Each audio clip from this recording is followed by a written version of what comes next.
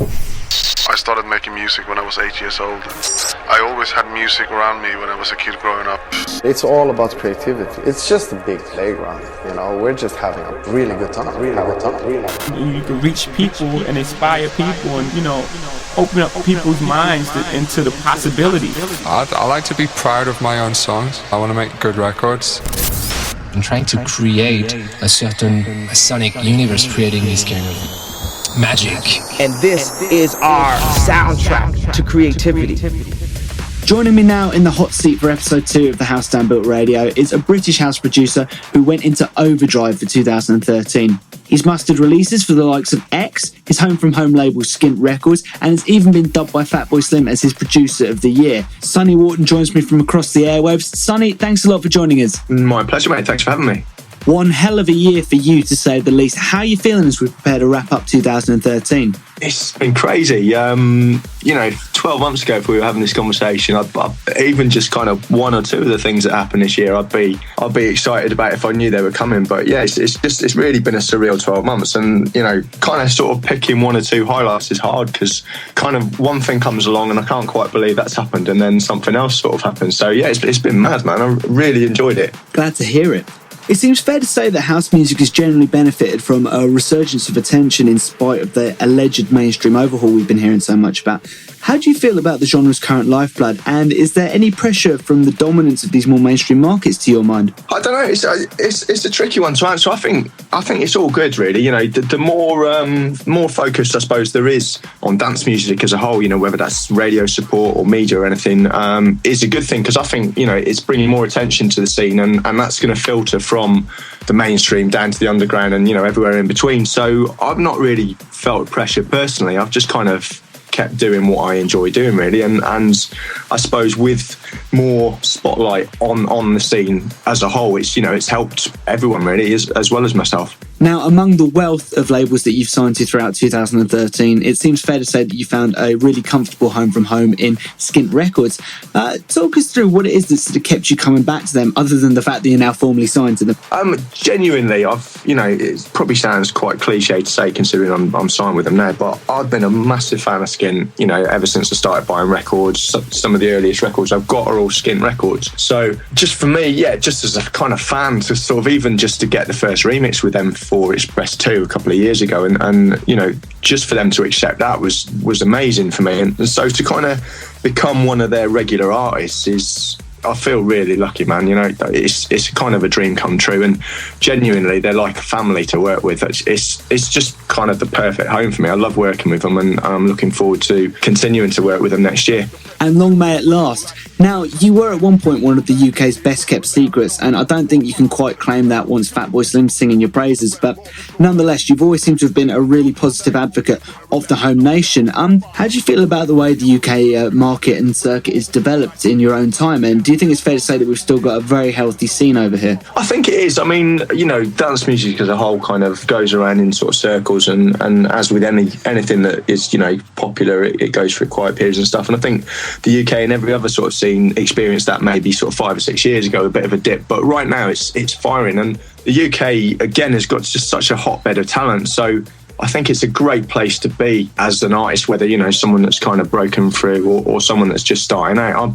I think the experience to sort of being here as a producer or a DJ is great. There's little sort of scenes and cities with great vibes, where right now I suppose the likes of Bristol and again London and Leeds and Manchester, are really thriving with a hotbed of talent. So I think it's a great place to be. Amen. But yours is not a reign that's been limited to the UK. How are you feeling about the way that the international markets have panned out for you personally?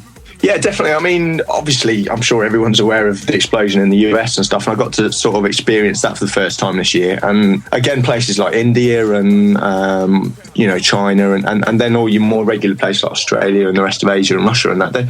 It's just it's massive everywhere, and it's great because there's such a buzz about it, and it's from like a whole new generation. So it's like they're kind of experiencing it for the first time, you know, whereas some of the guys that have been around for a few years got to see that maybe 10 or 15 years ago. It's almost like that all over again with a whole new generation of kids sort of discovering dance music. I think it's great. Now, it's worth mentioning to those who may not be so familiar with you and your sound that whilst the general sound itself has changed considerably, the quality and relevance to the modern dance floor has been pretty immaculately kept.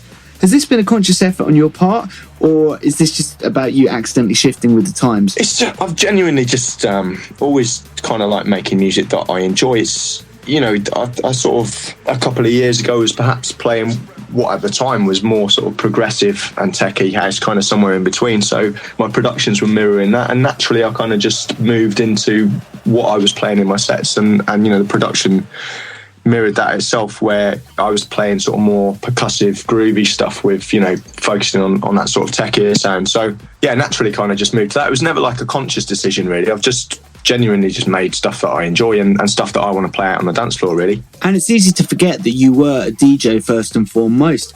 Was it challenging to get to a stage where both platforms were so consistently held? I suppose that the biggest thing was, you know, I started out as a DJ first and foremost, and, you know, never really sort of considered production when I first got my break and stuff as a DJ. It was through, you know, winning a mixtape competition. So it was all about the set and stuff, you know, that you presented. It wasn't about your productions or having a Beatport top 10, you know, stuff like Beatport, and that didn't even exist. You know, probably the same for a lot of people. The biggest challenge was perhaps almost not stopping what you're doing, but kind of having to reset your whole sort of thought process and think, right, you know, I'm a DJ and I want to be playing shows and everything, but DJs are getting booked for the tracks they're making now. So not for necessarily just being a good DJ, you know, there's few and far between that have still managed to do that. People like Zabilia and, you know, really amazing DJs that have consistently sort of gone through all those stages without necessarily having to bring something to the table on a production level as well. So kind of reevaluating that, I suppose, and yeah, just almost having to learn a new skill set. Don't get me wrong, I've thoroughly enjoyed it, and it's, you know, it's something I enjoy as much as DJing, if not more so. So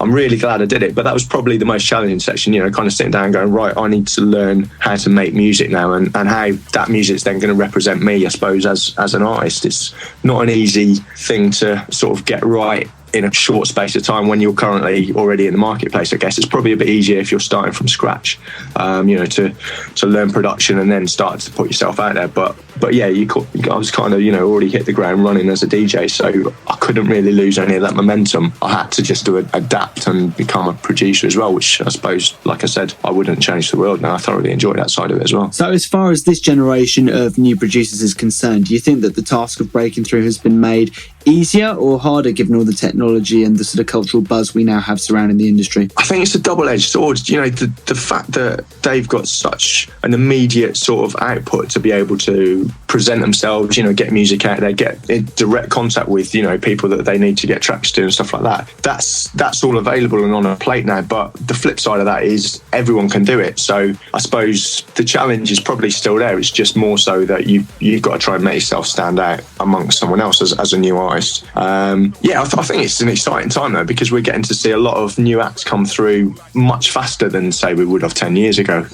You know, much more accelerated way, and generally can be as simple as one big track. Suddenly they've got a career ahead of them, which is a good thing. Is there a bigger picture that Sonny Wharton's aiming towards, or is this a step-by-step equation for you?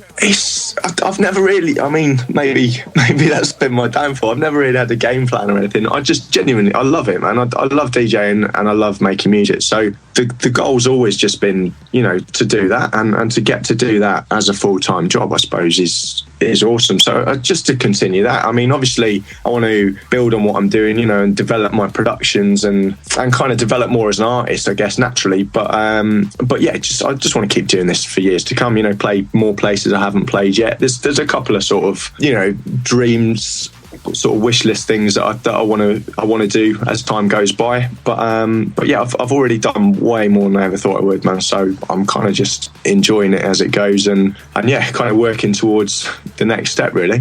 2013 was a landmark year through and throughout, and you've got some big boots to fill where 2014 is concerned. What can we be expecting from you? I've already kind of got the first sort of 3 or 4 singles in place for next year. I'm finishing a couple of those off at the moment. I've got a follow-up to Rain Dance, which is obviously kind of, I suppose, one of the turning points of this year for me, and that comes out on Skint again in January, which is a track called Pandemonium, which is on a similar kind of vibe. And then, there's going to be a couple of tracks that sort of follow on from that, sort of featuring more vocalists and stuff, whilst trying to develop my sound a bit more, and then kind of working towards an album. Really, I've got the concept in place for it and some ideas and stuff down already. But obviously, I kind of want to make sure everything's as strong as it can be for when that ultimately drops, perhaps towards the end of the year. So I always save the most important question for last here on the hot seat on the House Down Built Radio, and I had to think long and hard about the pivotal industry question I was going to pose to you, and it is as follows: if you were going to get stranded on a desert island, Sonny Wharton,